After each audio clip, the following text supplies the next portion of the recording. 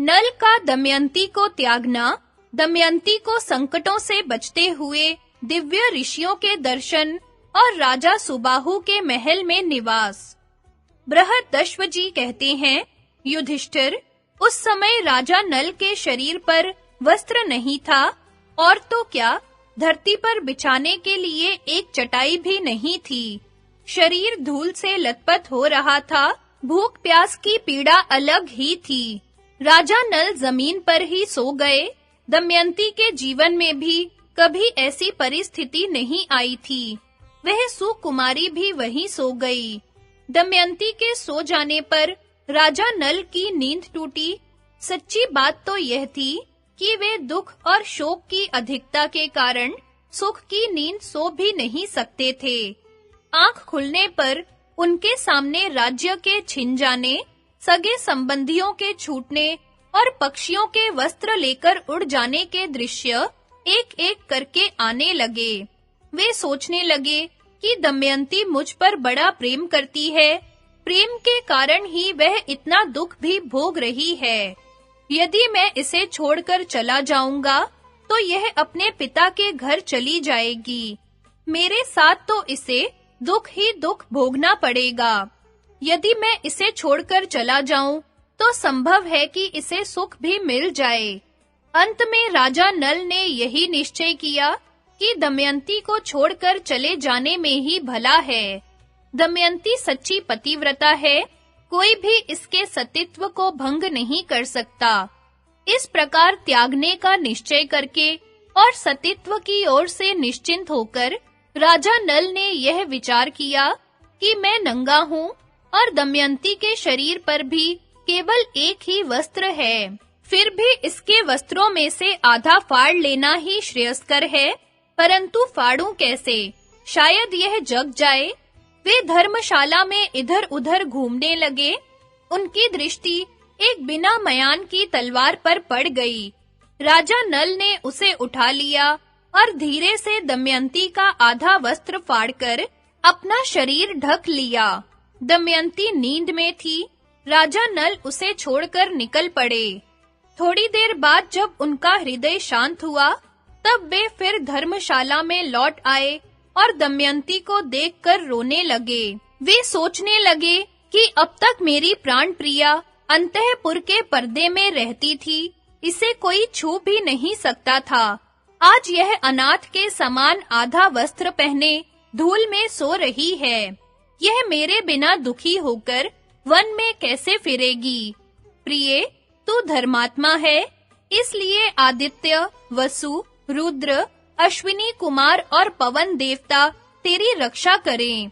उस समय राजा नल का हृदय दुख के मारे टुकड़े-टुकड़े हुआ जा रहा था।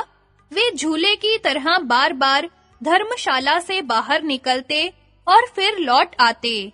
शरीर में कलयुग का प्रवेश होने के कारण बुद्धि नष्ट हो गई थी, इसलिए अंततः वे अपनी प्राण प्रिया पत्नी को वन में अकेली छोड़कर वहां से चले गए। जब दमयंती की नींद टूटी, तब उसने देखा कि राजा नल वहां नहीं है। वह आशंका से भरकर पुकारने लगी कि महाराज, स्वामी, मेरे सर्वस्व, आप कहाँ हैं? मैं अकेली डर रही हूँ, आप कहाँ गए? बस अब अधिक हंसी न कीजिए। मेरे कठोर स्वामी मुझे क्यों डरा रहे हैं? शीघ्र दर्शन दीजिए। मैं आपको देख रही हूँ। लो, यह देख लिया। लताओं की आड़ में छिपकर चुप क्यों हो रहे हैं? मैं दुख में पड़कर इतना विलाप कर रही हूँ और आप मेरे पास आकर धैर्य भी नहीं देते। स्वामी, मुझे अपना या और किसी का शोक नहीं है। मुझे केवल इतनी ही चिंता है कि आप इस घोर जंगल में अकेले कैसे रहेंगे। हाँ नाथ, निर्मल चित्त वाले आपकी जिस पुरुष ने यह दशा की है, वह आपसे भी अधिक दुर्दशा को प्राप्त होकर निरंतर दुखी जीवन बितावे। दमयंती इस प्रकार विलाप करती हुई इधर-उधर दौड़ने लगी। वह उन्मत्त सी होकर इधर-उधर घूमती हुई एक अजगर के पास जा पहुंची। शोकग्रस्त होने के कारण उसे इस बात का पता भी नहीं चला अजगर दमयंती को निगलने लगा। उस समय भी दमयंती के चित्त में अपनी नहीं, राजा नल की ही चिंता थी कि वे अकेले कैसे रहेंगे। वह पुकारने लगी, स्वामी, मुझे अनाथ की भांति यह अजगर निगल रहा है, आप मुझे छुड़ाने के लिए क्यों नहीं दौड़ आते? दमयंती की आवाज एक व्याध के कान में पड़ी। वह उधर ही घूम रहा था। वह वहां दौड़कर आया और यह देखकर कि दमयंती को अजगर निगल रहा है, अपने तेज शस्त्र से अजगर का मुंह चीर डाला। उसने दमयंती को छुड़ाकर नहलाया, आश्वासन देकर भोजन कराया। दमयंती कुछ शांत हुई। व्याध ने पूछा, सुंदरी, तुम कौन हो? किस कष्ट में पड़कर किस उद्देश्य से यहाँ आई हो? दमयंती ने व्याध से अपनी कष्ट कहानी कही। दमयंती की सुंदरता, बोलचाल और मनोहरता देखकर व्याध काम मोहित हो गया।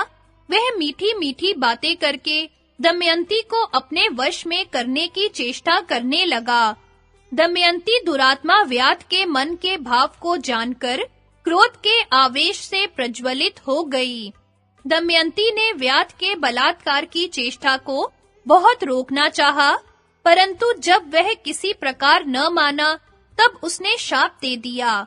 यदि मैंने निषद नरेश राजा नल को छोड़कर और किसी पुरुष का मन से भी चिंतन नहीं किया हो, तो यह पापी शूद्र व्याध मरकर जमीन पर गिर पड़े।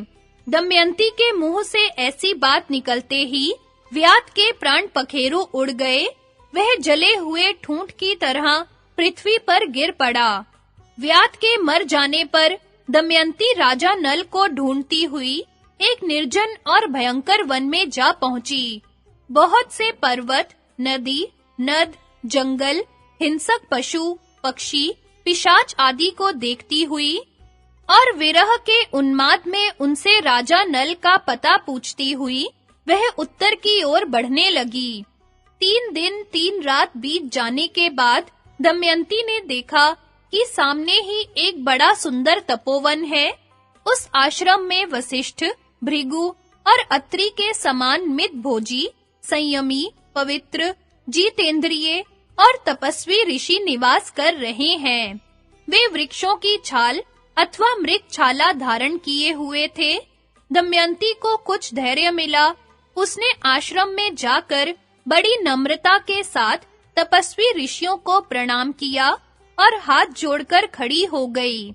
ऋषियों ने स्वागत है कहकर दमयंती का सत्कार किया और बोले, बैठ जाओ, हम तुम्हारा क्या काम करें?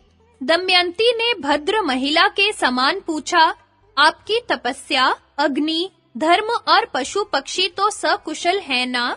आपके धर्माचरण में कोई विघ्न तो नहीं पड़ता?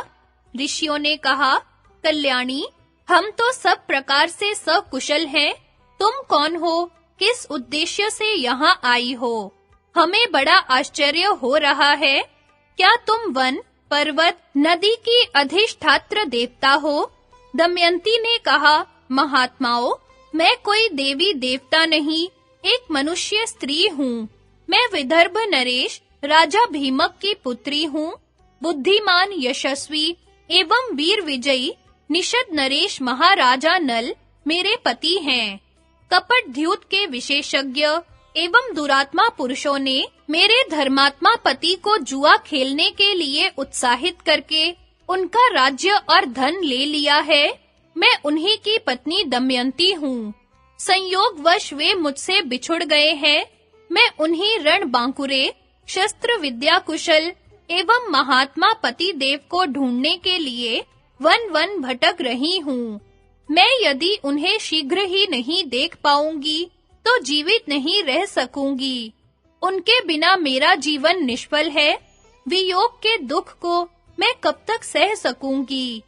तपस्वियों ने कहा, कल्याणी, हम अपनी तपः शुद्धि दृष्टि से देख रहे हैं कि तुम्हें आगे बहुत सुख मिलेगा और थोड़े ही दिनों में राजा नल का दर्शन होगा।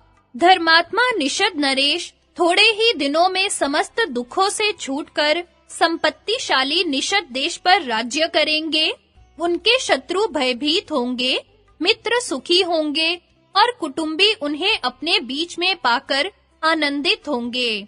इस प्रकार कहकर वे सब तपस्वी अपने आश्रम के साथ अंतर्धान हो गए।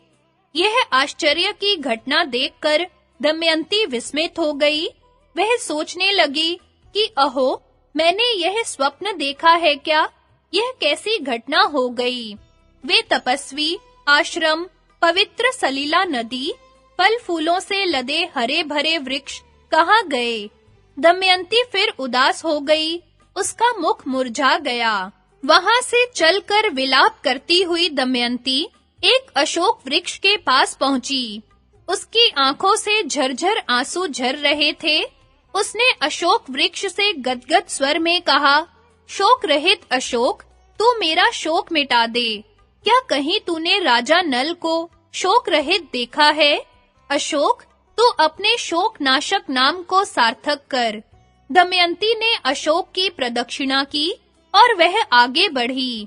भयंकर वन में अनेकों वृक्ष, गुफा, पर्वतों के शिखर और नदियों के आसपास अपने पति देव को ढूंढती हुई दमयंती बहुत दूर निकल गई। वहां उसने देखा कि बहुत से हाथी, घोड़ों और रथों के साथ व्यापारियों का एक झुंड आगे बढ़ रहा है। व्यापारियों के प्रधान से बातचीत करके और यह जानकर कि ये व्यापारी राजा सुबाहु के राज्य चेदी देश में जा रहे हैं, दमयंती उनके साथ हो गई। उनके मन में अपने पति के दर्शन की लालसा बढ़ती ही जा रही थी। कई दिनों तक चलने के बाद वे व्यापारी एक भयंकर वन में पहुंचे। वहां एक बड़ा ही सुंदर सरोवर था। लंबी यात्रा करने के कारण सब लोग थक गए थे, इसलिए उन लोगों ने वहीं पड़ाव डाल दिया। देव व्यापारियों के प्रतिकूल था।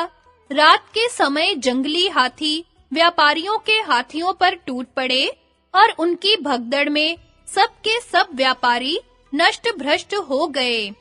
कोलाहल सुनकर दमयंती की नींद टूटी। वह महासंहार का दृश्य देखकर बावली सी हो गई। उसने कभी ऐसी घटना नहीं देखी थी। वह डर कर वहां से भाग निकली और जहां कुछ बचे हुए मनुष्य खड़े थे, वहां जा पहुंची। तदनंतर दमयंती उन वेद पाठी और संयमी ब्राह्मणों के साथ जो उस महासंहार से बच गए थे, शरीर पर आधा वस्त्र धारण किए चलने लगी और सायंकाल के समय चेदी नरेश राजा सुबाहु की राजधानी में जा पहुंची।